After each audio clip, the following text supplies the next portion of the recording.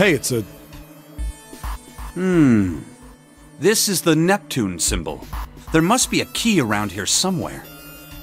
Neptune key. I only have the Uranus key card. It's a different planet. Plus, it's the wrong kind of key. Let's turn around and go back for now. Yeah. Hey, another door. And a card reader this time. It's the Uranus symbol. This is the place.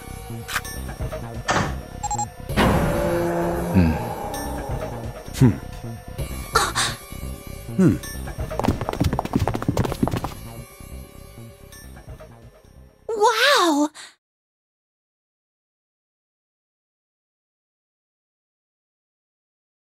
It's totally full of books! There's so many. I don't know where to look. All right, if we want to get through that door out there, we need the Neptune key. I say we split up and look for it. Okay. Very well. Sure thing. Good. Let's get started then. We don't have a lot of time. Hurry.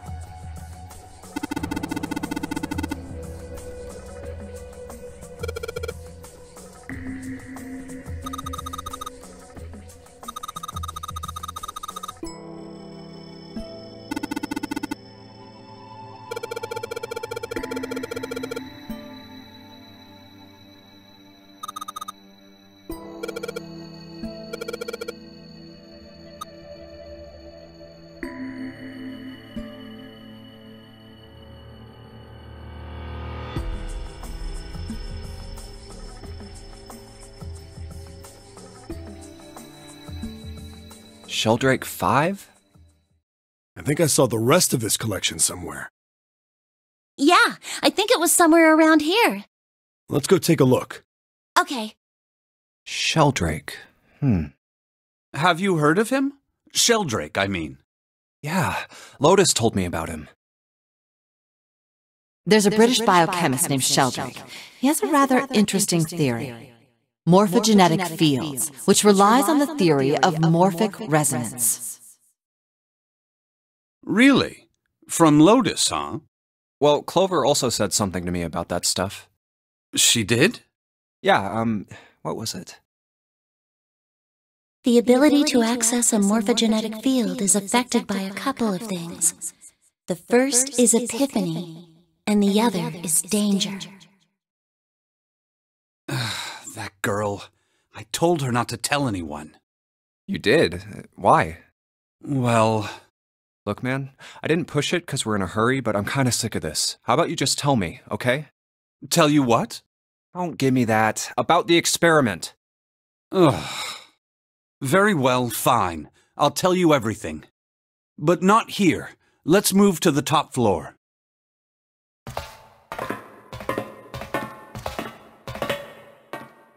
I suppose I might as well start by telling you why I kept quiet, and why I made sure Clover did as well.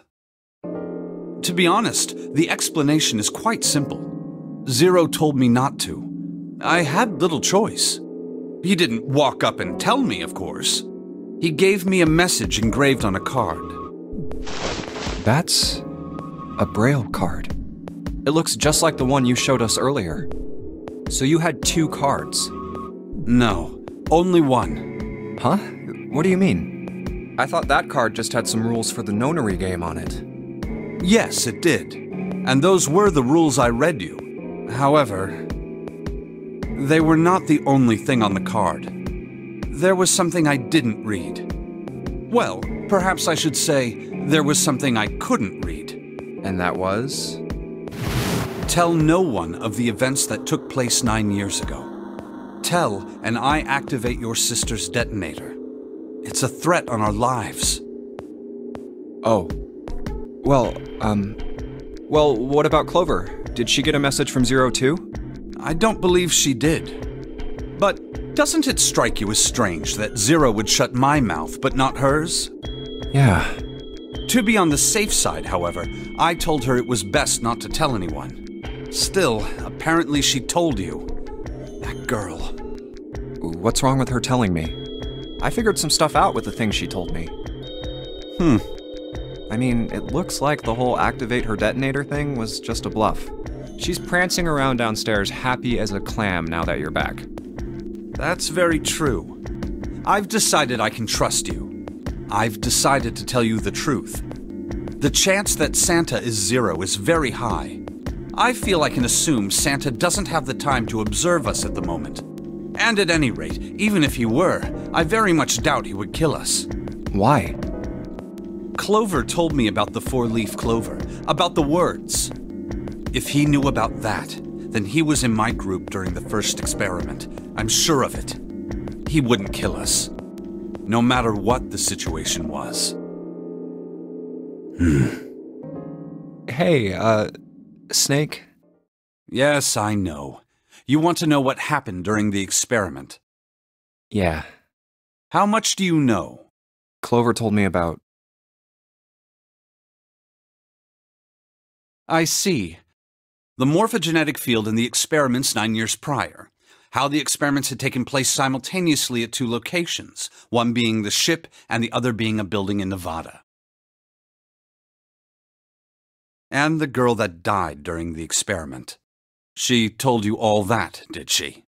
At any rate, I now know how much you've learned. All that remains for us to determine is who did this and why, right? Yes. Can you tell me what happened? Yes. The people who organized the initial experiment were from a company called Cradle Pharmaceuticals. There were 4 of them running the show. Gentaro Hongo, Nagisa Nijisaki, Teruaki Kubota, Kagechika Musashido.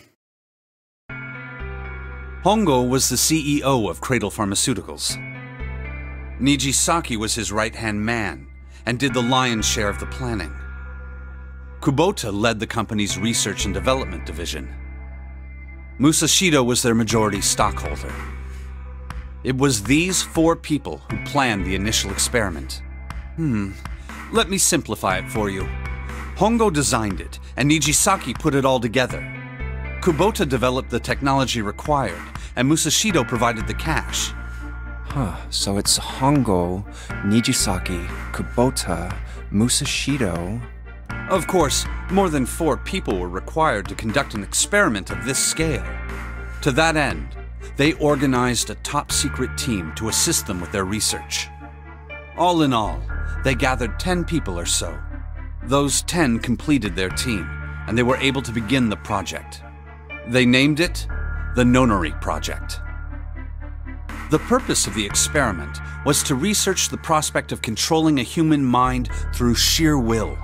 The vessel, I suppose you could say, for this control was the morphogenetic field. Why did the glycerin suddenly begin to crystallize?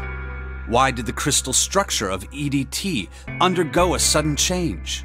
Why did the rats improve their puzzle-solving skills with each generation? Experiments with humans produced the same results. The more people who knew the answer to a question, the more there were who could answer correctly without having seen the problem before. Why is that? How could it happen? The answer is that the shape of the answer has been stored in a field invisible to the naked eye. And through that field, the resonant event transmits information related to that answer. That's essentially the idea behind morphogenetic fields. But that's just a theory. Can't bring yourself to believe it? Yeah. Let's say someone killed another person because the devil told them to do it. Whether the devil exists or not has no relevance to the murder. They believe the devil exists. Whether or not he does is immaterial. So what matters here is that Hongo believed in the morphogenetic field. That's right. But I still don't get it. You said they wanted to figure out how to control people, right? That is what you were saying. Yes. So how are they going to do that with a morphogenetic field? I'll keep it simple.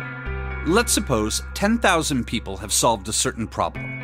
The chance of you knowing that answer, even if no one has told you, will go up. Let's have another example, shall we? Say 1 million people were to do a handstand right now.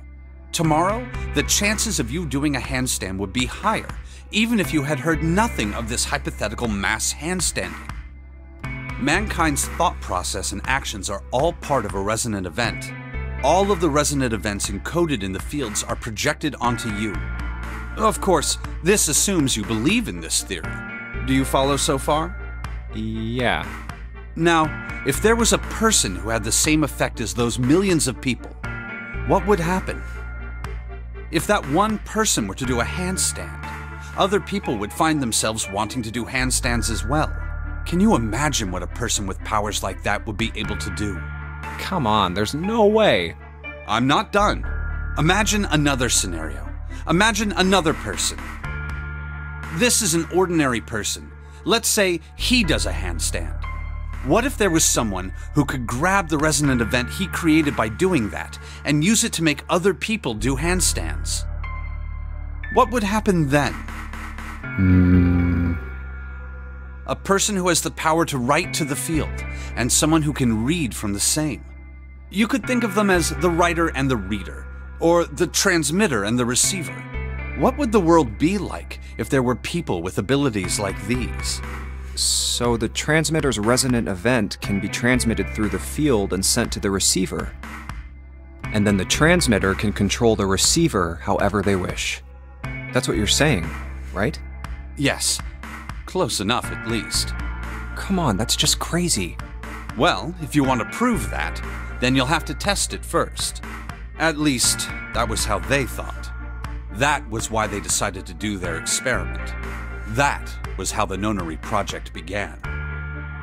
By the way, Junpei, have you ever heard of the Ganzfeld experiment? Yeah, that was an experiment in telepathy, right? You place a pair of subjects in separate rooms. Then you show one a picture and ask the other what they see. Interesting. I'm impressed. Yes, that is exactly correct. So, why did you bring up the Gansfeld experiment? It was used to screen subjects for the Nonary Project. The hospital in a remote town was affiliated with Cradle Pharmaceuticals. Hongo used it to conduct experiments on visiting children in secret. Some of them, he found, had potential. He began to gather children that showed promise. Children that seemed as though they might be able to access the field. Of course, none of them volunteered. They were kidnapped. There were 9 pairs of siblings taken, for 18 children total. For reasons that were not fully understood at the time, each pair had 1 transmitter and 1 receiver. They were split perfectly. As such, the 18 children were split into 2 groups of 9. The children who were put into Group Q were the ones who excelled at transmitting. They were transferred to the mock experiment building known as Building Q in the Nevada desert. The children who excelled at receiving were put in Group A. Group A was then placed on the former hospital ship Gigantic. From the experiments he had conducted so far, Hongo had learned the following. There are 2 things that can increase one's resonance with the fields. The first is epiphany. The other is danger. Have you ever been faced with an especially difficult problem and thought about it very long and very hard until finally an answer suddenly appeared in your mind? It may seem obvious to say so, but that is what is meant by epiphany. The information obtained through that epiphany can be easily transmitted through the fields, where it can be easily interpreted. Adding danger to that equation allows for even easier field access. That's where Hongo came in. They set up a number of puzzles across the Gigantic. The participants had to solve each one before they could move to the next room. Of course, he hadn't forgotten to include danger. He had detonated a bomb on the hull of the Gigantic. The children in Group A were forced to play the Nonary game as the ship sunk. By forcing the children into a life-or-death situation, Hongo hoped to increase the likelihood of their tapping into the fields. The children from Group Q, on the other hand, were confined to the mock experiment building, Building Q. Building Q duplicated the interior and puzzles of the Gigantic exactly. Every detail was exactly the same. Hongo explained the situation to the children in Group Q. Solve the puzzles you find throughout the rooms. When you have the answers, transmit that information to the children in Group A. If you succeed, they will be able to solve the puzzles and escape. But if you fail, then the Gigantic will sink, and your brothers and sisters will drown. Those were his orders. Do you know why the astronauts of Apollo 13 were able to return to Earth safely? It was because NASA had access to a replica of the Apollo 13 capsule. All of the equipment, the instruments, everything. All of it identical. Everything was just like the real Apollo 13. NASA was able to replicate the situation the astronauts found themselves in. By putting themselves in the same situation, they attempted to solve the problems the astronauts were dealing with. Once they found solutions, they reported their findings to the men aboard the actual capsule. That was how they were able to return safely. It was the same with the Gigantic and Building Q. The children from Group Q had to use the power of epiphany to solve the puzzles they found and transmit what they learned through the fields. The children in Group A, however, they had to access the fields to learn how they might advance to the next stage. That is the simplest explanation I can manage. Huh. Hey, Junpei, Snake! How much longer are you two gonna sit around on those bony asses? Get down here already! He's right. Let's go, shall we? We don't have much time. We need to get out of here, and soon. Hold it. There's one more thing I want to ask you. Are you sure that there were 18 kids? Why? Well, I thought it was only 16. Oh, yes. That was what they said on the news, wasn't it? Yes, I have no doubt that 18 children were abducted and used in Hongo's experiment. After all, You couldn't exactly play a nonary game with any less, could you? Well, yeah, but are you saying that the news got it wrong? Yes, I am. There were 2 more children. However, they had no relatives that I'm aware of. I imagine no one filed a police report when they went missing. They were brother and sister, like Clover and I. The brother's name was Aoi. The sister's name was... Her name was Akane. That was the girl who died.